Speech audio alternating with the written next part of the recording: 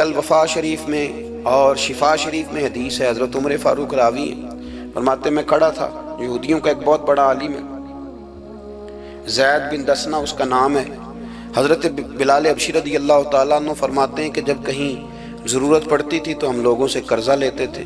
وہ ایک دن مجھے کہنے لگا مجھ سے قرضہ لے لیا کرو، میرے پاس پیسے پڑے ہوتے ہیں۔ میں نے اس سے قرضہ لے لیا نبی پاک صلی اللہ علیہ وسلم کے مہمانوں کے لیے، کیونکہ میری ذمہ داری تھی مہمانوں کی دیکھ بھال۔ آپ فرماتے ہیں کہ ابھی اس کے حضرت عمر فرماتے ہیں کہ وعدے میں 3 دن باقی تھے، میں حضور کے ساتھ تھا، وہ عالم تھا یہودیوں کا، تورات جانتا تھا، تو چوک میں اس نے کھڑا کر لیا اور کھڑا کر کے کہنے لگا نبی کریم صلی اللہ علیہ وسلم سے کہ میرے پیسے دیں۔ تو حضور صلی اللہ علیہ وسلم نے فرمایا کہ ابھی تو 3 دن باقی ہیں وعدے میں، انشاءاللہ وعدے پہ دے دیں گے۔ میں نے جو مضمون چھیڑا ہے وہ میں نے مکمل کرنا ہے، آپ میری بات پہ توجہ کرنا۔ میں کہہ چکا ہوں کہ حضور کو دادا سے بڑا ہی پیار ہے۔ اب وہ یہودیوں کا عالم کیا کہتا ہے نبی پاک کو، تانا کس طرح دیتا ہے، معاذ اللہ ثم معاذ اللہ، نقل کفر کفر نہ باشا۔ جب حضور نے کہا نا ابھی 3 دن باقی ہیں، تو کہنے لگا جی معاذ اللہ ثم معاذ اللہ، پھر معاذ اللہ، کروڑ دفعہ معاذ اللہ۔ کہنے لگا جی عبد المطلب کی اولاد کا طریقہ یہ ہے، پیسے لے لیتے ہیں پھر واپس نہیں کرتے۔ ہے نا اشتعال والی بات؟ یعنی ویسے ہی آپ کسی کو کہیں کہ تیرے دادے کی اولاد شاری کا طریقہ ہی وہ گرم ہو جائے گا۔ اور اگر یہ کہہ دیا جائے اس ذات کے بارے میں جس سے آپ پیار بھی عشق کی حد تک کرتے ہو، تو اب تھپڑ تو بنتے ہیں نا 4، اب ڈنڈا تو بنتا ہے نا۔ لیکن میرے نبی پاک اشتعال میں نہیں آتے تھے، مزاج نہیں تھا رسول کریم کا۔ نبی کریم صلی اللہ تعالی علیہ وسلم اتنی بڑی بات کر دی کہ حضرت عمر کہتا ہے میں نے یوں کر کے تلوار پہ ہاتھ رکھا، نکال لی نیام سے باہر، گردن اڑاؤں گا اس گستاخ کی۔ رسول کریم نے فرمایا عمر یہ تو کیا کر رہا ہے، تیرے تو ذمہ یہ تھا کہ تو اسے نرمی کا کہتا اور مجھے پیسے دینے کا کہتا۔ اب اس طرح کر، اسے فلاں جگہ لے جا، وہاں کھجوریں پڑی ہیں، تول کے دے دے، چل 2 کلو زیادہ بھی دے دینا۔ حضرت عمر فاروق رضی اللہ تعالیٰ عنہ کہتے ہیں میں نے کہا حضور زیادہ کس بات کی، میں تو پوری بھی ذرا ناپ تول کے دوں گا، اور احتیاط سے کس بات کی زیادہ، اس نالائق کو زیادہ دوں؟ تو حضور فرمانے لگے زیادہ اس لیے دینی ہے کہ تو نے اسے ڈانٹا ہے، تو نے تلوار دکھائی ہے، اب 2-3 کلو زیادہ دینی۔ حضرت عمر کہتے ہیں میں لے گیا اور میں نے 2-3 کلو کھجوریں زیادہ دی، پر وہ میرے اندر جو اس کے بارے میں کوفت تھی وہ جاتی نہیں تھی، میرا دل کرتا تھا کاٹ ڈالوں اسے۔ اور جب میں نے دے لی نا تو میرے قریب آیا، میرے گھٹنے پہ ہاتھ رکھا۔ آنسو بڑے قیمتی ہوتے ہیں، ایک کبھی نکلتے ہیں۔ کہتے ہیں جب میرے گھٹنے پہ اس نے ہاتھ رکھا تو وہ یہودیوں کا عالم رو پڑا، کہنے لگا عمر تیرا کیا خیال ہے کہ میں بلا وجہ یہ میں نے بات کر دی؟ کہا نہیں، تو روتا کیوں ہے، پہلے بے ادبی کرتا ہے اب روتا ہے۔ تو کہنے لگا عمر میں کوئی معمولی آدمی نہیں، میں پڑھا لکھا بندہ ہوں، معمولی ہوتا تو جلدی مان جاتا، میں تورات کا، انجیل کا، زبور کا عالم ہوں، میں نے آخری نبی کی ساری صفتیں اپنی کتابوں میں پڑھی ہیں، میں نے ساری باتیں چھپ چھپ کے نبی پاک میں دیکھ لی تھی۔ ایک بات میں نے حضور کی آزمانی تھی ابھی، وہ یہ تھا کہ نبی پاک کے سامنے جتنی بھی جہالت کرو گے نا، اللہ کے رسول کا علم اس پر غالب آ جائے گا، حضور کا صبر اس پر غالب آئے گا۔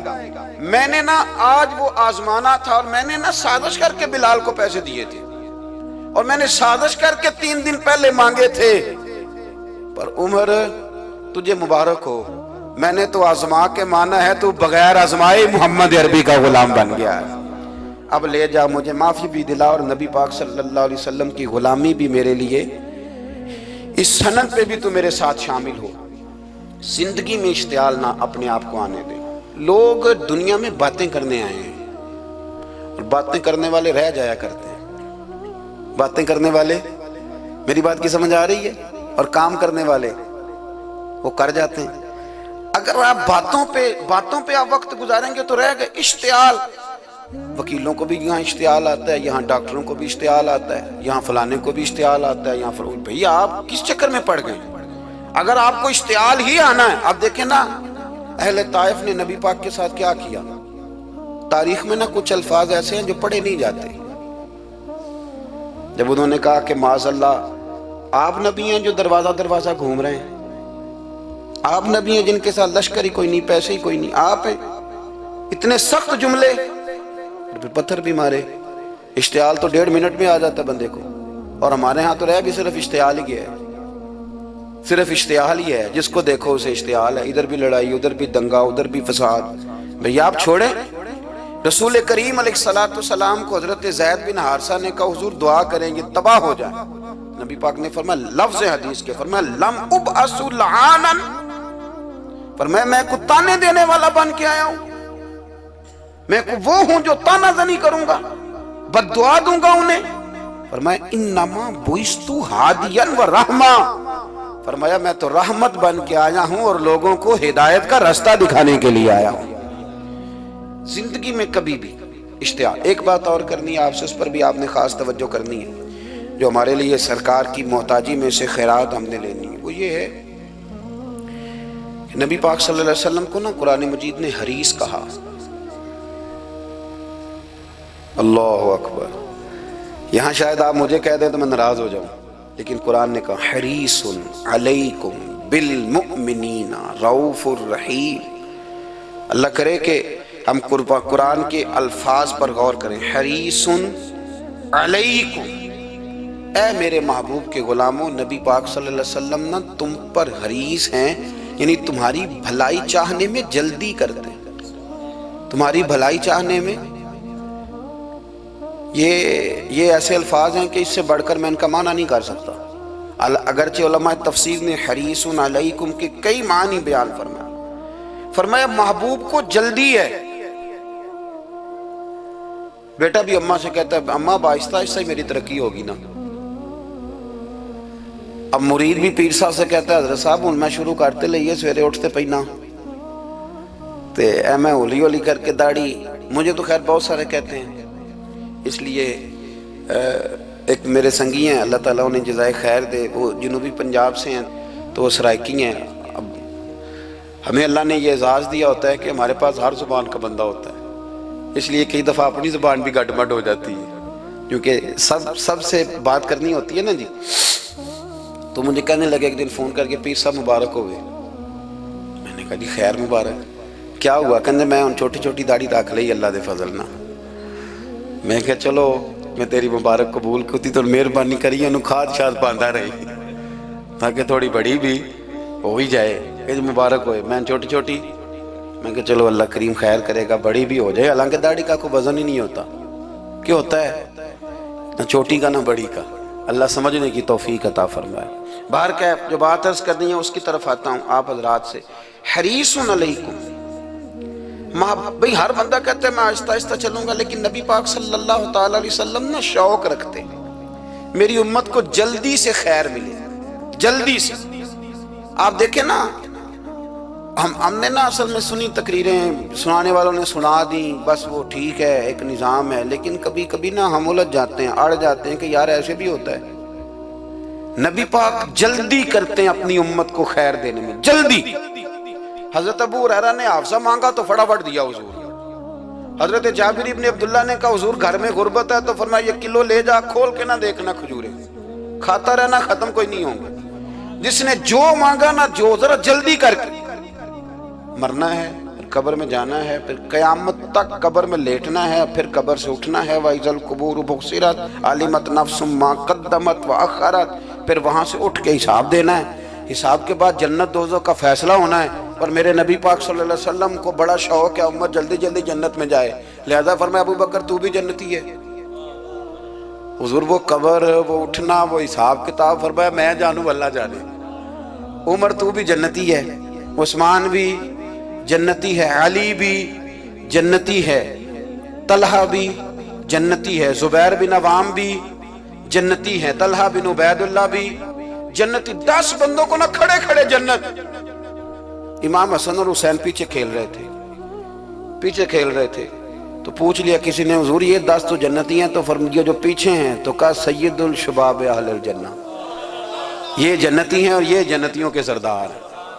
آپ ذرا پلٹ کے دیکھ لیں کس طرح حضور نے، اور یہ اس شوق کو آپ سمجھیں، ہمیں تو شوق ہی کوئی نہیں، اب یقین کریں نہیں شوق، زیادہ سے زیادہ شوق ہوگا تو اپنے بیٹے کے حق میں ہوگا کہ جلدی جوان ہو جائے، اور اس میں بھی ہماری ڈبل لالچ ہوتا ہے کہ بچہ جوان ہو جائے اور میں کبھی بوڑھا بھی نہ ہوں۔ یہ بھی جوان ہو جائے اور میں بھی جوان ہی رہوں، بھئی یہ تو نہیں نہ ہو سکتا۔ اگر وہ جوان ہوگا تو پھر آپ کو بوڑھا ہونا پڑے گا، لیکن ہمارا ڈبل لالچ ہے کہ یہ بھی جوان ہو جائے اور میں بھی جوان ہی رہوں، یہ ہو سکتا؟ نبی پاک صلی اللہ علیہ وسلم نے فرمایا، آپ ذرا غور کریں، فرمایا وہ پیر رومہ ہے جو خرید کے دے دے گا میں اسے جنت کی بشارت دیتا ہوں۔ فرمایا جو مسجد بنائے گا میں گارنٹی دیتا ہوں اپنے لیے جنت میں مکان بنا لے گا۔ میرے رسول کریم علیہ السلام جنت کو آسان کرتے چلے گئے، فرمایا دو چیزوں کی ضمانت دے دے، زبان اور شرمگاہ کا غلط استعمال نہ کرنا، میں تجھے گارنٹی دیتا ہوں کہ رب تجھے بغیر حساب کتاب جنت عطا کر دے گا۔ جلدی کے ساتھ حضور نے یہ شوق پیدا کیا۔ ہمارے ہاں نا ہر معاملے میں تیزی ہے، امیر راتوں رات ہونا ہے، حسین راتوں رات ہونا ہے، اور بادشاہ بھی نیک ذرا آہستہ آہستہ ہو کے کرنا ہے، آہستہ آہستہ آہستہ آہستہ۔ اور تو ہر ویلے مسیطے بہ رہنا ہے تے اور کتے بھئی ہے جی؟ بھئی مسجد اللہ کا گھر ہے، تیرے گھر بیٹھتے تو 2-3 دن زیادہ بیٹھتے، تو نے کہنا تھا کوئی اور کام بھی کریا کر۔ اللہ کے گھر بیٹھے ہیں تو یہاں بھی تجھے اعتراض ہے، کدھر جا کے بیٹھے، کدھر بیٹھے جا کے؟ ہمارا ایک پیر بھائی تھا، اللہ اکبر، تو حضرت صاحب کے پاس آ کے نا کسی نے شکایت لگائی اس کی کہ اس کے گھر والے کہتے ہیں تیار والے پیران کو لے بیٹھا رہنا ہے، تو سب آس پہ فرمان لگے ایک باری پھر گل کری، کہتا جو کہتے ہیں ہر وقت پیروں کے پاس بیٹھ رہتا ہے، فرمایا یار بڑا مزہ ہے، ایک باری پھر کری۔ تو وہ جب حضرت صاحب کو مزہ آتا تھا تو ہمیں مفت میں ہی آنا شروع ہو جاتا تھا۔ تو یہ تو بڑی بات ہے نا جی کہ کوئی کسی اللہ والے کے پاس بیٹھتا ہے۔ میری بات کو سمجھ لیں، جلدی کرتے رسول کریم، ہمیں بھی تھوڑی جلدی کرنی چاہیے نبی پاک کا غلام بننے ہیں۔ صحابہ نے بڑی جلدی کی، آپ یقین کریں 1 منٹ بھی دائیں بائیں نہیں، بس آج حکم آیا، آج ختم، آج ہی عمل ہوگا، کل پرسوں ترسوں کی بات کوئی نہیں۔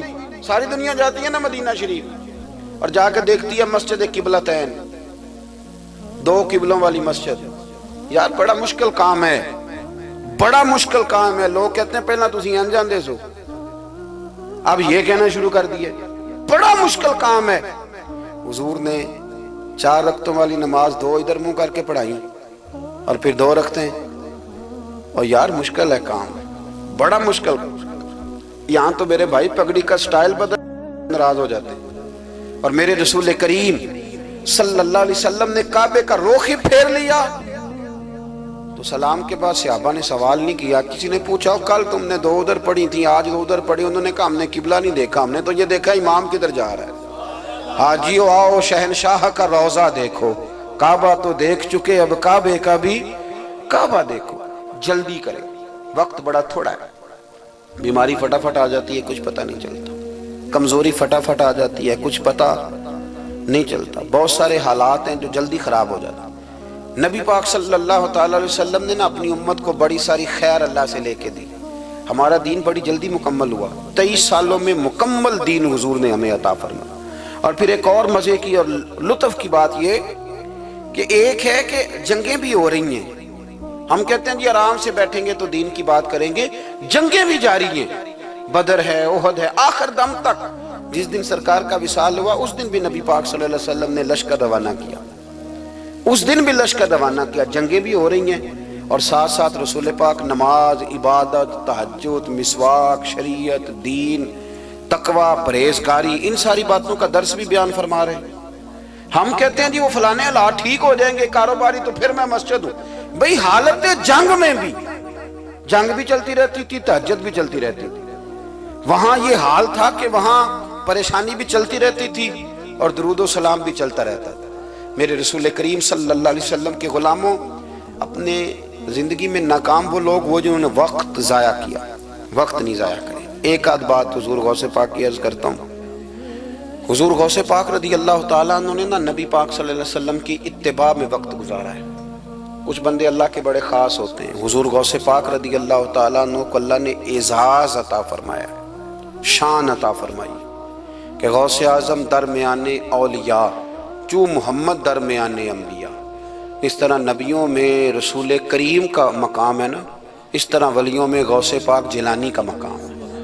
حضور غوث پاک رضی اللہ تعالیٰ عنہ کو اللہ نے کئی اعزازات دیے، سب سے بڑی بات یہ کہ اللہ نے انہیں کرامات عطا کی۔ کرامت دین کا پورا ایک حصہ ہے.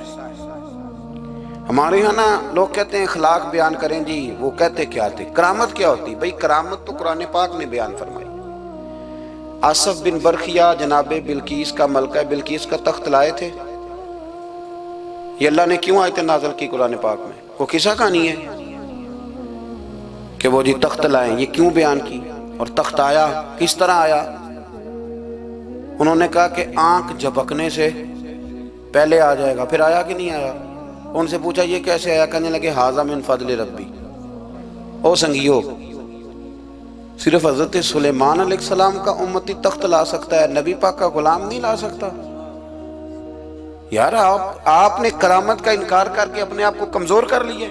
اور نہیں جی نہیں، یہ کیسے ہو؟ کیا مطلب ہے اس کا؟ آپ سورہ نمل روز پڑھیں اور جناب سلیمان علیہ السلام کے امتی کی شان بیان کریں کہ وہ آنکھ جھپکنے سے پہلے 80 گز اونچا، 80 گز چوڑا، 80 من وزنی تخت آنکھ جھپکنے سے پہلے لے آئے. کسی بندے کا ایمان خراب نہیں ہوتا. اور میرے غوث پاک جیلانی، یہ وہ بندے ہیں جن کے بارے میں نبی پاک نے فرمایا کہ میری امت کے علماء بنی اسرائیل کے نبیوں کی طرح ہیں، امتیوں کی طرح نہیں. کن کی طرح؟ نبیوں کی طرح، نبیوں کی طرح. حضرت غوث پاک رضی اللہ تعالیٰ عنہ ہم کو ملانگ لوگ نہیں ہیں الحمدللہ تعالی. ہم تو غوث پاک کی کرامت بھی مانتے ہیں پر قرآن و سنت کی اینک لگا کے مانتے ہیں. یہ میری بات سمجھ لیں. حضرت غوث پاک رضی اللہ تعالیٰ عنہ طالب علموں کو سبق پڑھا رہے تھے، تو سبق پڑھاتے پڑھاتے نا ہاتھ آگے بڑھایا تو اچانک ہاتھ واپس آیا تو گیلا ہو گیا تھا سارا. تو شاگرد بھی بڑے سیانے ہوتے ہیں، انہوں نے سبق چھوڑ دیا، استاد جی کے گیلے بازو کو دیکھنا شروع کیا. حضور یہ کیا ہے؟ تو غوث پاک بھی غوث پاک تھے. ہر بندے کا ہاضمہ اتنا اچھا نہیں ہوتا کہ اس کو ہر بات ہضم ہو جائے. کئیوں کو بد ہضمی بھی بڑی سخت ہوتی ہے، کھٹے کھٹے ڈکار آتے ہیں بات سن کے، کانوں سے دھواں بھی نکلتا ہے کئی دفعہ. تو انہوں نے پوچھ لیا فٹافٹ کہ حضور یہ کیا ہوا؟ تو غوث پاک کو پتا تھا کہ سب کا ہاضمہ ٹھیک ہے. میاں صاحب نے بھی کہا تھا خاصاں دی گلامہ آگے نہیں مناسب کرنی. اگلا شعر میں نہیں یہ پڑھنا کیونکہ زیادہ ڈاڈ ہے تو میں ادھر ہی رہتا ہوں. اتنا ہی کافی ہے کہ خاصاں دی گلامہ آگے نہیں مناسب کرنی. انہوں نے کہا حضور یہ کیا ہے؟ تو آپ فرمانے لگے تمہارے والی بات نہیں. اللہ اکبر. ابھی سبق پورا ہو رہا تھا تو بندے دوڑے دوڑے آ گئے اور انہوں نے نعرے لگانے شروع، یا غوث یا غوث یا غوث. لوگ کہتے ہیں غوث پاک سے ملتا نہیں. میں کہ ٹھیک ہے انہوں نہیں نہ ملیا، جنہوں ملیا اس تے رولا پانا نہ بڑا ملیا ہے بڑا ملیا ہے بڑا ملیا. اپنا اپنا معاملہ نا. کسی نے کہا حضور کچھ نہیں دیتے، تو کسی نے کہا میرے کریم سے گر قطرہ کسی نے مانگا، دریا بہا دیے، در بے بہا دیے. اب جس کو ملا ہے وہ تو شور کرے گا. تو تھوڑی دیر کے بعد ہی بندے پہنچ گئے. انہوں نے آ کے یا غوث کے نعرے بھی لگائے، وہ مچلے بھی، وہ روئے بھی، وہ قدم بھی چومے، اپنے مقدر پہ ناز بھی کیا. شکر ہے اللہ کا، اللہ نے ہمیں آپ کا غلام بنایا، شکر ہے. تو طالب علموں نے پوچھا ہوا کیا؟ کہنے لگے کشتی میں بیٹھے تھے تو ڈوبنے لگی تھی. تو ہم نے کہا کہ ہم تو غوث پاک کے ماننے والے ہیں. تو پھر حضور غوث اعظم کا دست مبارک نمودار ہوا ہے اور کشتی کو پکڑ کے کنارے لگا دیا ہے، کشتی کو پکڑ کے کنارے لگا دیا ہے. ایک قریب کہنے لگا یہ کیسے ہو سکتا ہے؟ تو دوسرا اس کی کمر پہ تھپکے دے کے کہنے لگا ویسے ہی ہو سکتا ہے جیسے آصف بن برقیہ کے ساتھ ہوا تھا، بالکل ویسے ہی ہو سکتا ہے. سیدنا غوث اعظم کی کرامات اتنی متواتر کے ساتھ ہیں کہ ملا علی قاری فرماتے اتنی تو کرامتیں سنی نہیں جتنی غوث پاک کو اللہ نے عطا فرمائی. رب کریم نے انہیں درجہ دیا، وقار دیا، ان کی دعاؤں کو قبولیت دی. اللہ نے انہیں اعزاز کے ساتھ نوازا، اللہ نے ان پر فضل فرمایا. ایک تاجر تھا تو ملک شام جاتا تھا اکثر تجارت کرنے کے لیے، مال کما کے لاتا، غریبوں کی بھی مدد کرتا، مدارس کی، مساجد کی، سب جگہ جہاں دین کی ضرورت ہوتی پہنچتا. ایک بغداد میں اور درویش بھی گزرے جن کا نام شیخ حماد ہے، وہ بھی بڑے درویش تھے. وہ تاجر شیخ حماد کے پاس گیا، کہنے لگا میرے لیے دعا کر دے، میں جا رہا ہوں سفر کے لیے. تو انہوں نے کہا میں صبح بتاؤں گا. استخارہ کیا صبح، کہنے لگے نہ جانا، تیرا مال بھی لٹ جائے گا اور تو قتل بھی ہو جائے گا.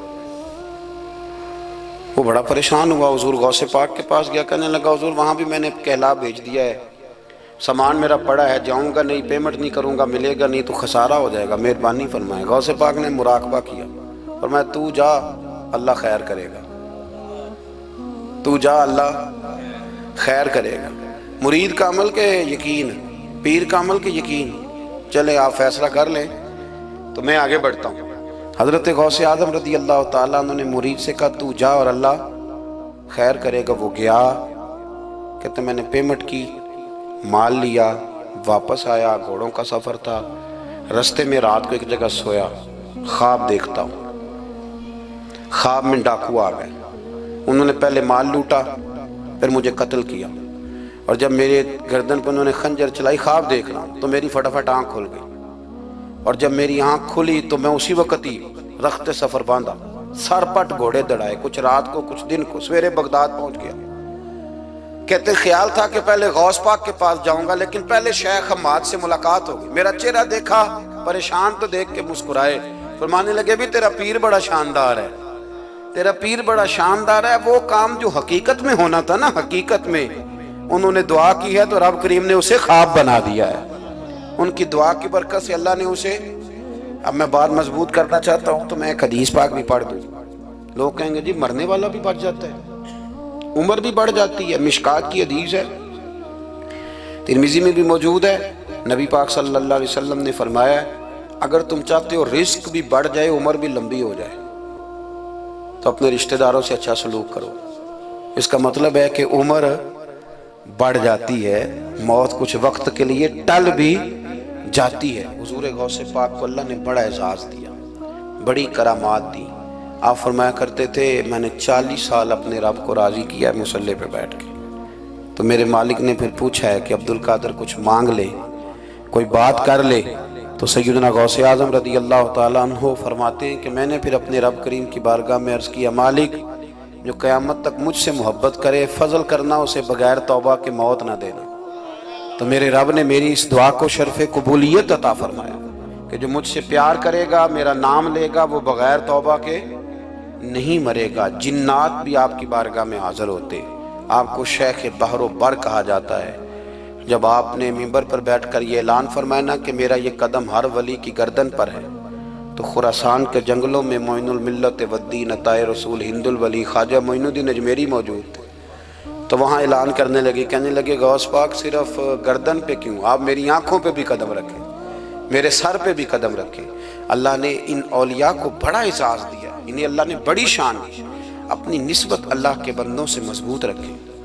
ضروری نہیں کہ آپ کسی جگہ مرید ہی ہوں گے تو آپ کی نسبت مضبوط ہوگی۔ آپ خواجہ معین الدین سے پیار کریں، آپ حضرت بہاؤالحق نقشبند بخاری سے پیار کریں، داتا علی اجویری سے پیار کریں، آپ غوث پاک جیلانی سے، آپ اللہ کے نیک بندوں سے محبت کریں، ان کا تذکرہ سنیں۔ اب تو پوری مہم چلی ہوئی ہے اللہ کے بندوں کے خلاف، لوگوں نے ایسا وار چلایا کہ بس جی کچھ بھی نہیں جی آپ چھوڑیں، آپ ڈائریکٹ کتاب و سنت کو پڑھیں، کوئی بھی نہیں جی، کوئی ولی نہیں، تو پھر وہ جو اتنی آیتیں، وہ حدیثیں، وہ سارا کچھ، اس کا مطلب ہے امت میں ولی ہوتے ہی نہیں۔ تو الا ان اولیاء اللہ لا خوف علیہم ولا هم یحزنون کا کیا معنی ہے؟